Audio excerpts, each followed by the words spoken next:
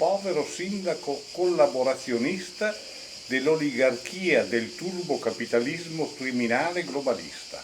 La finta epidemia è la più grande farsa della storia dell'umanità.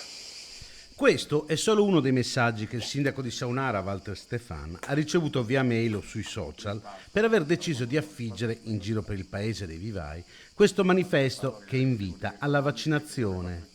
Apriti cielo, in breve si è scatenata l'ira di chi il vaccino non lo vuole proprio fare. Arrivare ad affermare, come ho ricevuto in qualche mail, che propago con questo invito, propago le varianti o addirittura mi si associa al nazismo perché praticamente come gli ebrei venivano marchiati, così farei nei confronti dei cittadini che non si vaccinano, mi sembra veramente un'idiozia assoluta.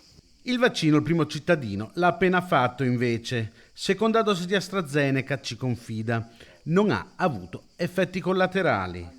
Tutti i farmaci possono avere delle controindicazioni, ci dice, ma in questo caso i benefici superano di gran lunga gli effetti avversi. L'appello che continua a fare ai suoi concittadini è di mettersi al sicuro dal Covid. 6 giorni fa Saunara era Covid free, non c'erano contagiati e non c'erano persone in isolamento.